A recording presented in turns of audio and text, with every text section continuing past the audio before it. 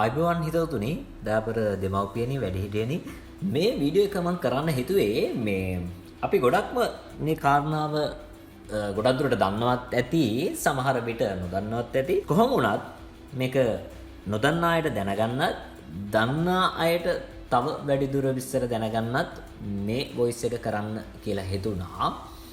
මේ කාරණාව දරුවෝ ගැන. දරුවෝ කියන්නේ අපිට ඉතාම ළඟ ඒ වගේම ඉතාම සංවේදී මාතෘකාවක්.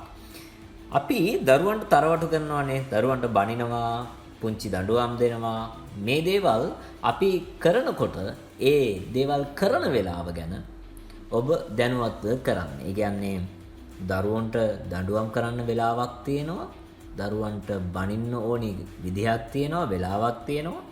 මේ දේ ගැන තමයි ඔන්න මම අද මේ වීඩියෝ එකෙන් එහෙම නැත්නම් මේ වොයිස් එකෙන් කරන්න හිතුවේ, ඔබට කියන්න හිතුවේ. මේ දරුවන්ගේ මොළය කියන්නේ හරිම සංවේදී තැනක්. විශේෂයෙන්ම දරුවන්ගේ සමහර වෙලාවල් තියෙනවා මොළේ තොරතුරු උරා ගන්න සහ හැඟීම් පාලනය කරන විදිය වෙනස් වෙන කියන්නේ. දරුවන්ගේ මොළේ වෙලාවක් තියෙනවා අපේ තොරතුරු උරා ගන්න සහ මේ හැඟීම් පාලනය කරන විදිය වෙනස් වෙන. ඒ වෙලාවට අපි දරුවට බැනලා හිත රිද්දුවොත් ඒක දරුවගේ මුළු ජීවිත කාලයටම බලපාන කාරණාවක් වෙනවා. ඒ නිසා ඒ ගැන තොරතුරු ටිකක් හොයලා බලන්න හේතුවක්. එහෙනම් මෙන්න මේක මතක තියාගන්න.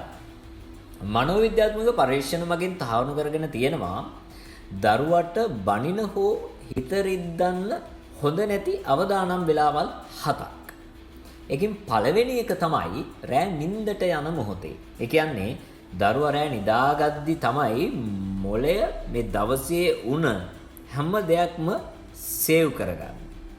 අන්තිම මොහොතේ දරුවට දුකින් හිටියොත්, ඒ කියන්නේ අන්තිම මොහොතේ ඔබ බැලලා දරුවා දුකින් හිටියොත් මොළේ ඒ දුක ස්ථිර මතකයක් විදිහට තැම්පත් කරගන්නවා. ඒ වගේම ආතති හෝමෝන වැඩි වෙලා නිින්දේ ගුණාත්මකභාවය අඩු කරනවා. right? ඒ කියන්නේ නිරෝගී නිින්දක් නැති වෙනවා කියන එක. හරියට ඔබ හිතන්න කම්පියුටර් එකක් ඕෆ් කරන්න කලින් අන්තිමට ඕපන් වෙලා තිබුණොත් වෛරස් එකක් පහවදා ඒ කම්පියුටර් එක ඔන් කරනකොට ඒ වෛරස් එක වැඩ කරනවා වගේ දෙයක්. අන්න ඒක හොඳින් මතක තියාගන්න. දෙවෙනි කාරණාව උදේ නැගිටපු ගමන්. උදේ නැගිටිනකොට අපේ මොළයේ තියෙන්නේ ඊටාම සංවේදී මට්ටමක. දවසේ ආරම්භයේදීම දරුවගේ හිත රිද්දුවොත් මුළු දවසම දරුවා ඉන්නේ තැති ගන්නුණු ස්වභාවයකින්. ඒ කියන්නේ හරිම බයෙන් ගැස්සුණු ස්වරූපයකින් තමයි දරුවට ඉන්න සිද්ධ වෙන්නේ. හරියට මේ වාහනයක් අපි ස්ටාර්ට් කරපු ගමන් රේස් කරොත් එන්ජිම ඩැමේජ් වෙනවා නේද? අන්න හරි. දරුවගේ මොළෙත් අන්න ඒ වගේ පටන් ගත්තිම රත් කරන්න එපා. හරි. දැන් යනවා අපි තුන්වෙනි කාරණාවට. මේක මේ පාසල් ඇරලා දරුවා ගෙදර ආපු ගමන්ම අන්නේ වෙලාව තියෙනවනේ. ඒ වෙලාවටත් දරුවට බනින්න එපා. දරුවා ඉස්කෝලේ පැය 6ක් විතර ඉන්නේ ගුරුවරුන්ට යාළුවන්ට අනුකූල වෙලා. ලොකු පාලනයකින්. ගෙදර කියන්නේ එයාට නිදහස දැනෙන තැන. එයාට රිසිසේ ඉන්න පුළුවන් තැන. එතකොට ගෙට ගොඩ වෙනකොටම ඔයා ප්‍රශ්න අහලා වැරදි කියලා දරුවට බැන්නොත් දරුවට දැනෙනවා ගෙදරත් ආරක්ෂිත තැනක් නෙමෙයි කියලා. හරිද? හරියට තද කරලා හොලවපු සෝඩා බෝතලයක් වගේ තමයි දරුවා ගෙදර එන්නේ. එතකොට මූඩි ඇරපු ගමන් උතුරලා යන්න පුළුවන්. ඒ නිසා මුලින්ම ඒ ගෑස් ටික අඩු වෙනකන් නිවෙනකන් ඉන්න. ඊළඟ කාරණාව තමයි හතරවෙනි කාරණාව කෑම කන වෙලාවට. කෑම කන වෙලාවට කොහෙත්ම බනින්න එපා. දරුවගේ ඇඟේ සටන් කිරීමේ හෝ පලා යාමේ හෝමෝන ක්‍රියාත්මක වෙනවා. මේ වෙලාවේදී දරුවට බැන්නොත් ආහාර දිරවීමේ ක්‍රියාවලිය නතර වෙනවා. ඒ වගේම තමයි කෑම අරුචිය, ગેස්ට්‍රයිටිස් වගේ රෝගවලට ප්‍රධාන හේතුවක් වෙනවා. රස කෑමක් එක්ක වස ටිකක් දාලා කනවා වගේ වැඩක් කෑම එකේ පෝෂණය ඇඟට උරාගන්නේ නැහැ.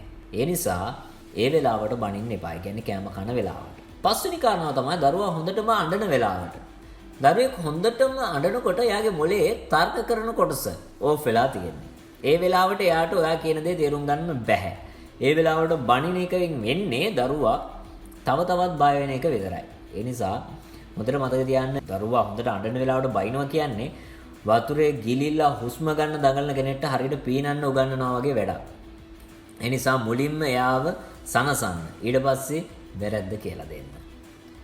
ඔන්න පස්වෙනි කාරණාවෙන් පස්සේ දැන් අපි යන හයවෙනි කාරණාවට වෙනත් අය ඉදිරියේදී බනින්න එපා. මේක ඔයා හොඳින්ම දන්න කාරණාවක්. ඒ කියන්නේ අමුත්තන් යාළුවන් ඉස්සරහා දරුවට බැන්නම දරුවගේ මොළයට දැනෙන්නේ එයාට කායිකව පහර දුන්නා වගේ. හොඳටම ගුටි දුන්නා වගේ වේදනාවක් තමයි එයාට දැනෙන්නේ. මේකෙන් දරුවගේ ආත්ම විශ්වාසය නැති වෙනවා. දෙමව්පියන් කෙරෙහි තියෙන විශ්වාසය සම්පූර්ණයෙන්ම බිඳ වැටෙනවා. ඒ නිසා ඒක කරන්න එපා.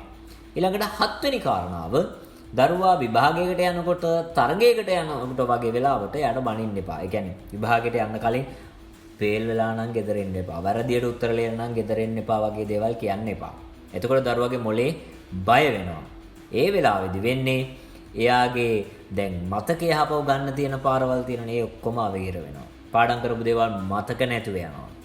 ඒ වගේම තමයි දරුවට මේ වෙලාවේ ඇත්තටම දැනෙන්නේ හරියට කඳු පාරක යන්න හදන ඩ්‍රයිවර් කෙනෙක්ගේ ඇස් දෙක රෙදි කෑල්ලකින් බැඳලා එයාට යන්න කිව්වා වගේ වැඩක්. ඒ නිසා එයාට මේ පාර පේන්නේ නැතුව යනවනේ එහෙම වුණොත්. ඒ නිසා එහෙම කරන්න එපා. විභාගය හෝ තරගයකට යනකොටත් දරුවට බනින්න එපා.